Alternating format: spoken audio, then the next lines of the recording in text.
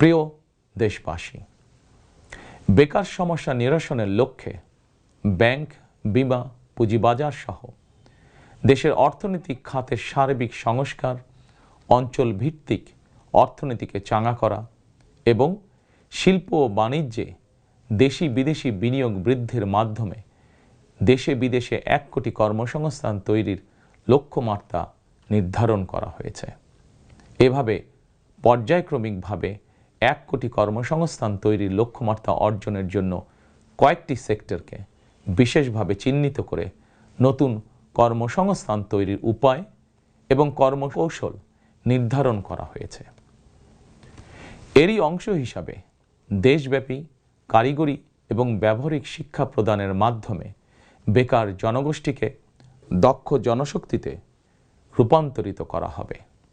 College, মাদ্রাসা, বিশ্ববিদ্যালয় বিনামূল্যে skills development, freelancing এবং আউটসোর্সিং প্রশিক্ষণ প্রদান করা হবে, যাতে করে বেকার যুবক কিংবা তরুণ তরুণীরা দেশে বিদেশে উচ্চ বেতনের চাকরির জন্য প্রস্তুত হয়ে সরাসরি কর্মক্ষেত্রে কর্মসংস্থানে যুক্ত হতে পারেন। প্রতিটি অঞ্চল ভিত্তিক স্থানীয়ভাবে বিখ্যাত এবং ঐতিহ্যবাহী পণ্যের উৎপাদন এবং বাজারজাতকরণের জন্য বিশেষ উদ্যোগ নেওয়ার প্রস্তুতি রয়েছে। স্থানীয় কুটির শিল্প ও এসএমই খাত বিকশিত করার জন্য সহজ এবং স্বল্প সুদে ঋণ সুবিধা দেওয়ার পরিকল্পনা আমাদের রয়েছে।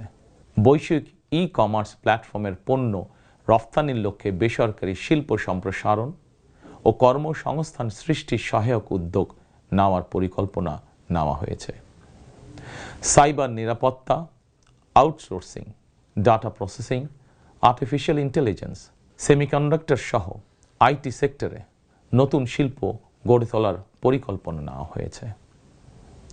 এইসব সেক্টরে প্রতি বছর সরাসরি 2 লক্ষ এবং ফ্রিল্যান্সিং, ক্রিয়েটিভ ইন্ডাস্ট্রি ও কন্টেন্ট ক্রিয়েশনের মাধ্যমে পরোক্ষভাবে আরও 8 লক্ষ কর্মসংস্থান তৈরির লক্ষ্যমাত্রা নির্ধারণ করা হয়েছে। প্রিয় দেশবাসী, বিভিন্ন পরিসংখ্যান অনুযায়ী বর্তমানে দেশে বেকারের সংখ্যা 27 লাখের বেশি। এর মধ্যে প্রায় 9 লক্ষ রয়েছেন স্নাতক ডিগ্রিধারী উচ্চশিক্ষিত বেকার। এদের মধ্যে প্রায় 22% তরুণ তরুণী কোনো প্রকার শিক্ষা, চাকরি ও প্রশিক্ষণে সম্পৃক্ত নয়।